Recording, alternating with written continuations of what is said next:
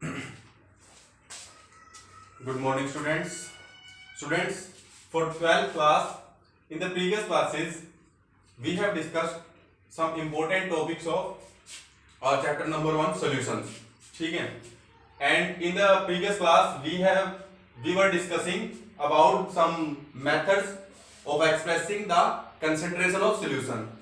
And we have discussed the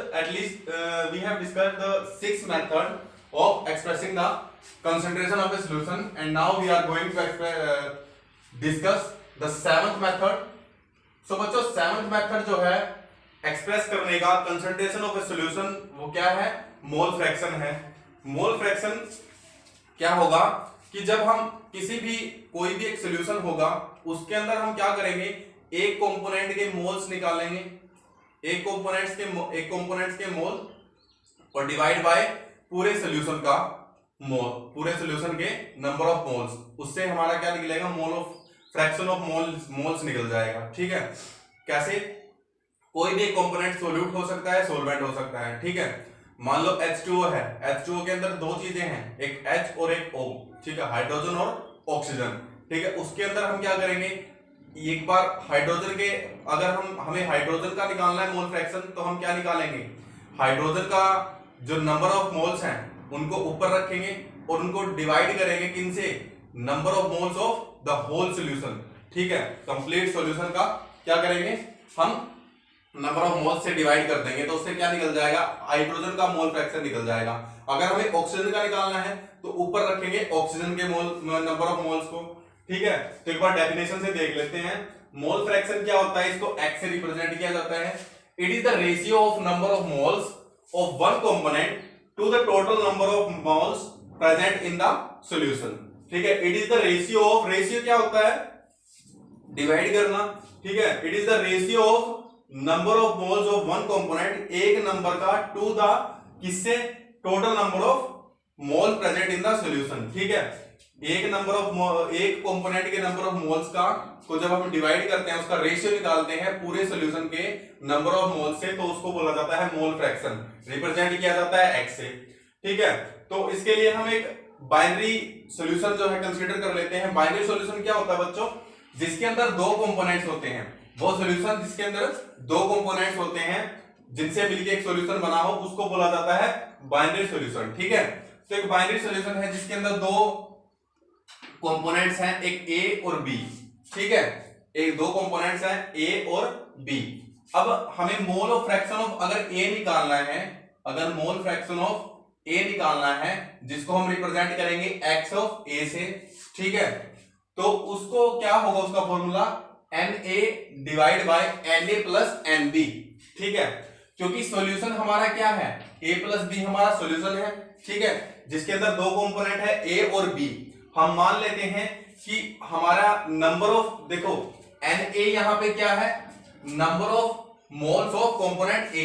A के अंदर जितने नंबर ऑफ मोल्स हैं उसको हम रिप्रेजेंट कर रहे हैं Na से, और number of moles of B, number of moles of component B को हम रिप्रेजेंट कर रहे हैं Nb से. अब कोई भी सॉल्यूशन है, उसके अंदर अगर दो कंपोनेंट है, तो पूरे सॉल्यूशन के मोल्स कैसे निकलेंगे? उन दोनों कंपोनेंट्स के मोल्स के को ऐड करने के बाद ही तो निकलेंगे. तो इसके मोल्स कितने हैं? Na. इसके मोल्स कितने हैं? Nb. तो ये क्या होगा? Number of moles of solution क्या होगा? Na plus Nb. ठीक है? ये क्या होगा? Na प्लस Nb क्या होगा? Number of moles of solution. ठीक है? तो हम फॉर्मूले में पुट कर देंगे. फॉर्मूला क्या था हमारा कि it is the ratio of number of moles of one component. सबसे पहले किस कंपोनेंट का हमें निकालना है? A का निकालना है. तो उसके नंबर ऑफ मोल्स क्या है, किससे रिप्रेजेंट कर रहे हैं? Na से. ठीक है? और डिवाइड में क्या करना है? Number of moles present in the solution, total number of moles present in the solution. और total number of moles present कितने हैं सॉल्यूशन के अंदर? Na plus Nb. ठीक है? तो मोल फ्रैक्शन ऑफ A क्या होगा?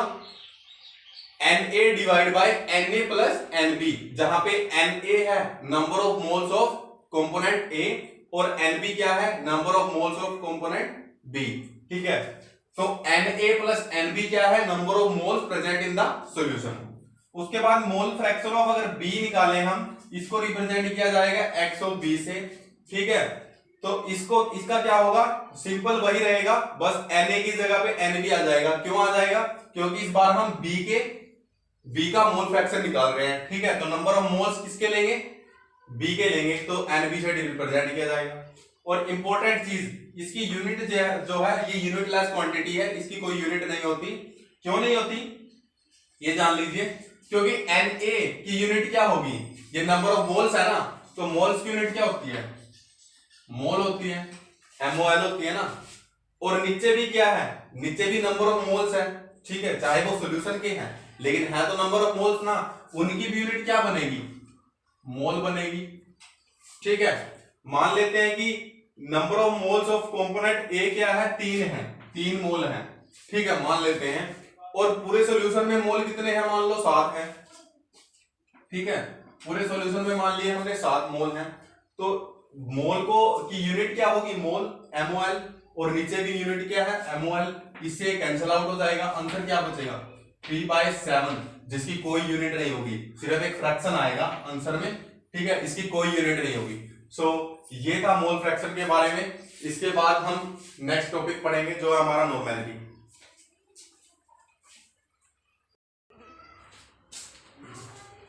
सो स्टूडेंट्स, अभी हमने मोल फ्रैक्शन के बारे में डिस्कस किया कि मोल फ्रैक्शन ऑफ अ कंपोनेंट क्या होता है, the number of moles of a component divide by the number of moles present in the complete solution, ठीक है। उससे हम मोल फ्रैक्शन निकाल सकते हैं कि हम क्या करेंगे, एक नंबर ऑफ मोल्स ऑफ एक सिंगल कंपोनेंट का लेंगे और डिवाइड कर देंगे उसको किससे, the total number of solution, the total number of moles present in the solution, solution के अंदर जितने भी नंबर ऑफ मोल्स प्रेजेंट है उन सभी के साथ डिवाइड कर देंगे, तो फिर एक फ्रैक्शन आ जाएगा, उसको बोला जाएगा क्या, मोल फ्रैक्शन, ठीक है।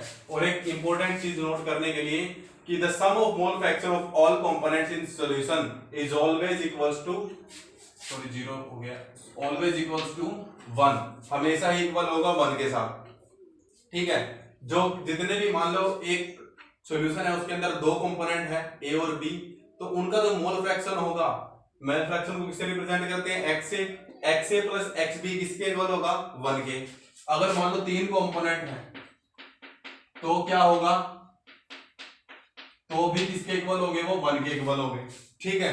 अगर 4 कंपोनेंट है तो भी उनका सम किसके इक्वल होगा, उनके फ्रैक्शंस का 1 के इक्वल होगा। ये हमेशा याद रखना है कि कंपोनेंट चाहे जितने मर्जी हो, लेकिन उनके नंबर ऑफ जो फ्रैक्शन है जो उनका, उन सभी का सम किसके इक्वल होगा, एक सॉल्यूशन के अंदर 1 के इक्वल होगा, ठीक है। उसके बाद हमारा next method of representing the concentration of solution आ जाता है नॉर्मेलिटी। नॉर्मेलिटी को n से रिप्रेजेंट किया जाता है। नॉर्मेलिटी बेसिकली होता क्या है, number of gram equivalents present of a solute in the 1 litre of solution, ठीक है। सॉल्यूशन के 1 लीटर के अंदर एक सोल्यूट के कितने ग्राम इक्विवेलेंट्स, कितने number of gram equivalents present है, वो होता है नॉर्मेलिटी। अब ये आ जाता है हमारे पास ग्राम इक्विवेलेंट्स क्या होता है, पहले देखो नॉर्मेलिटी को n से रिप्रेजेंट किया जाता है, इसका फॉर्मूला क्या बनेगा, number of gram equivalents of solute divide by volume of solution in litre, ठीक है। इससे हमें क्या निकल के आएगा, 1 लीटर के अंदर कितने number of gram equivalent of solute present है, ठीक है। अब ग्राम इक्विवेलेंट क्या होता है, ग्राम इक्विवेलेंट क्या होगा, mass of solute divide by equivalent mass, ठीक है। ग्राम इक्विवेलेंट क्या होगा, mass of solute divide by equivalent mass. अब मास ऑफ सोल्यूट का भी हमें पता है, ठीक है, कि सोल्यूट का मास क्या होगा, दिया होगा हमें, जो भी अगर हमें कोई क्वेश्चन देते हैं तो उसके अंदर जो मास ऑफ सोल्यूट है वो दिया होता है। उसके बाद आ जाता है इक्विवेलेंट मास। इक्विवेलेंट मास को कैसे निकालेंगे, molar mass divide by acidity या बेसिसिटी। एसिडिटी या बेसिसिटी होता क्या है, बेसिकली एसिडिटी या बेसिसिटी होता है बेसिकली चार्ज, किसी भी मॉलिक्यूल के ऊपर, किसी भी एसिड के ऊपर या किसी भी बेस के ऊपर जो चार्ज है उसको बोला जाता है एसिडिटी या बेसिसिटी। एसिडिटी होती है बेस की और बेसिसिटी होती है एसिड की, ये हमेशा याद रखेंगे। एसिडिटी होगी बेस की और बेसिसिटी होगी एसिड की, ठीक है। इक्विवेलेंट मास में हमें ये जानना होगा। अब एसिडिटी क्या होगी, the number of OH ions present या the number of OH negative ions obtainable by dissociation of one molecule of base, ठीक है। मान लो NaOH है जो एक क्या है, बेस है, ठीक है। बेस का जो एक मॉलिक्यूल है मान लो NaOH, इसमें क्या होगा, इसको हम कैसे डिसोसिएट कर सकते हैं, Na पॉजिटिव OH नेगेटिव में डिसोसिएट कर सकते हैं। अब OH नेगेटिव के कितने आयन है इसके अंदर, एक ही तो है ना, तो इसकी एसिडिटी क्या हो जाएगी, इस बेस की 1 हो जाएगी। ऐसे ही KOH के अंदर K पॉजिटिव OH नेगेटिव, इसकी बेस एसिडिटी कितनी हो जाएगी, 1 हो जाएगी। AlOH3 के अंदर Al पॉजिटिव OH नेगेटिव 3, ठीक है, इसमें OH नेगेटिव की वैल्यू की कितनी क्वांटिटी है, 3 है। कितने नंबर ऑफ OH नेगेटिव है, आयंस है 3, तो इसकी एसिडिटी क्या हो जाएगी, 3 हो जाएगी, ठीक है। ऐसी बेसिसिटी क्या होती है, एसिड की। ये सभी क्या थे, बेस थे। बेस के अंदर क्या प्रेजेंट होता है, OH नेगेटिव, ठीक है। बेस की पहचान क्या होती है, उसके अंदर OH नेगेटिव आयन मिलेंगे। और एसिड की क्या होती है पहचान, उसके अंदर H पॉजिटिव आयन मिलते हैं। जब उसको डिसोसिएट किया जाता है तो H पॉजिटिव आयन मिलते हैं। तो बेसिसिटी किसकी होती है, एसिड की होती है। एसिडिटी किसकी होती है, बेस की होती है, ठीक है। और एसिडिटी होती क्या है, OH नेगेटिव के जो OH नेगेटिव आयंस है उनका मतलब कितने number of OH negative ions are present in that particular base, ठीक है, उसको बोला जाता है acidity of that particular base. और बेसिसिटी क्या होगी, एसिड की कितने number of H positive present है, ठीक है, कितने नंबर ऑफ H पॉजिटिव देगा वो जब डिसोसिएट होगा, ठीक है। जैसे HCl है, जब HCl को हम तोड़ेंगे तो H पॉजिटिव Cl नेगेटिव में टूटेगा। ये कितना नंबर ऑफ H पॉजिटिव देगा, 1, ठीक है, तो इसकी बेसिसिटी क्या हो जाएगी, 1 हो जाएगी। ऐसी H2SO4 को जब हम तोड़ेंगे तो किस में टूटेगा, ये H2 पॉजिटिव SO4 नेगेटिव, ठीक है। तो इसमें H पॉजिटिव कितने हैं, 2 हैं, H2 है ना, H पॉजिटिव कितने हैं, 2 हैं, तो इसकी बेसिसिटी क्या हो जाएगी, 2 हो जाएगी, ठीक है। बेसिसिटी क्या होगा, the number of H positive ion obtainable by dissociation of one molecule of acid, ठीक है। तो ये होगा एसिडिटी और बेसिसिटी। इसको हम पुट करेंगे जब इसके अंदर, ठीक है। एग्जांपल ले लेते हैं, जैसे हमारा हो गया HCl ले लेते हैं हम, ठीक है। HCl मान लो ये क्या है, हमारा एक एसिड है, ठीक है। इसके अंदर क्या होगी, बेसिसिटी होगी। अब हमें क्या करना है, इक्विवेलेंट मास निकालना है। मोलर मास क्या होता है, इस पर्टिकुलर मॉलिक्यूल का जो मॉलिक्यूलर मास है वो होगा हमारा मोलर मास, ठीक है। इसका मॉलिक्यूलर मास कितना होगा, H का मास कितना होता है, मास नंबर 1, Cl नेगेटिव का कितना होता है, मास नंबर 35.5, ठीक है। अब इन दोनों को ऐड करेंगे तो कितना बनेगा, 36.5, यानी कि मोलर मास कितना आ गया HCl का, 36.5। और डिवाइड करना हमें एसिडिटी या बेसिसिटी से, यानी कि नंबर ऑफ चार्ज से। अब HCl क्या है, एक एसिड है, तो इसके अंदर क्या होगा, बेसिसिटी होगी ना। अब बेसिसिटी कैसे निकलेगी, HCl को जब हम करेंगे तो H पॉजिटिव Cl नेगेटिव में टूटेगा। H कितने हैं, 1, तो इसकी बेसिसिटी क्या होगी, 1 होगी। तो डिवाइड कर देंगे 1 से, तो कितना आएगा, हमारा इक्विवेलेंट मास कितना आएगा, 36.5 आ जाएगा, ठीक है। उसके बाद इक्विवेलेंट मास तो ये यहाँ पे आ जाएगा। मास ऑफ सॉल्यूट हमें गिवन होगा, उसके डिवाइड में ये रख देंगे, ठीक है। ये रख देंगे तो फिर हमारा क्या आ जाएगा, नंबर ऑफ ग्राम इक्विवेलेंट आ जाएगा सॉल्यूट का। उसको यहाँ पे रखेंगे, नीचे वॉल्यूम रखेंगे सॉल्यूशन का, हमारा क्या निकल जाएगा, नॉर्मेलिटी निकल के आएगी बाहर, ठीक है। So this is all about the normality. अब इसके बारे में कुछ एक इंपॉर्टेंट नोट लिखेंगे अब अभी, ठीक है। इसको एक बार अच्छे से करेंगे दोबारा से, ठीक है।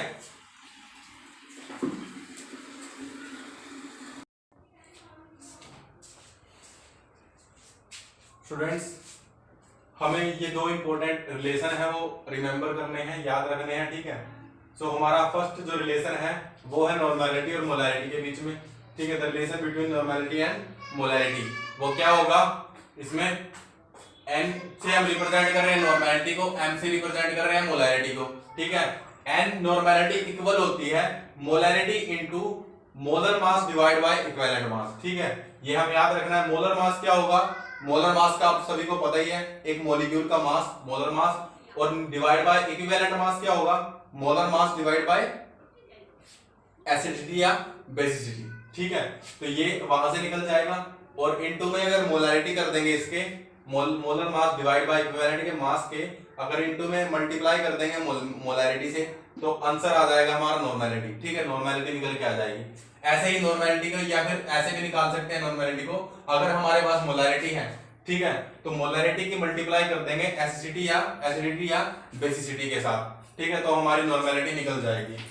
उसके बाद हमारा नेक्स्ट पॉइंट है, if V1 ml of A solution, अगर एक V1 सॉल्यूशन का वॉल्यूम है कोई, जिसकी मोलैरिटी M1 मोलैरिटी का सॉल्यूशन है कोई, ठीक है, उसकी वॉल्यूम क्या है, V1 है।